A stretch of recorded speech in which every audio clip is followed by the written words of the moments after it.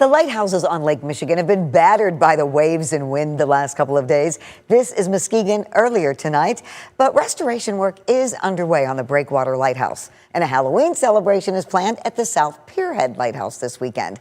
13 on your side, Nick Nelson is here. He went there tonight and joins us with an update on the restoration and details of the Halloween party. Nick. South Pierhead Lighthouse is open to trick-or-treaters this coming Saturday from 1 to 3 as the community's Lighthouse Conservancy continues raising funds.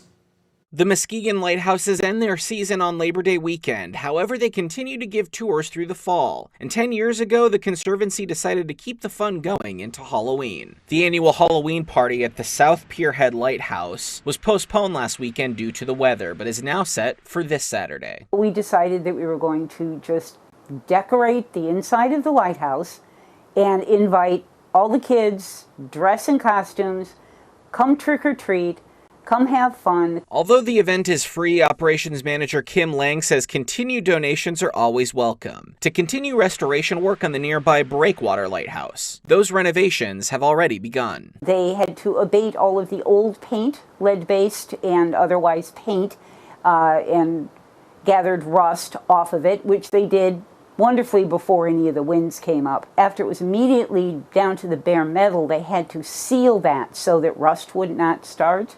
So they put on a gray sealer. Then they went back and put a primer, which happens to be red. With the fresh red coat on the base of the lighthouse, Lang says she and her team are shedding tears of joy that the lighthouse is one step closer to staying in the history books. Once we found the state was gracious enough to give us $800,000, we knew we could do it. We knew the community was going to pitch in and help because it's starting to look like our new light again.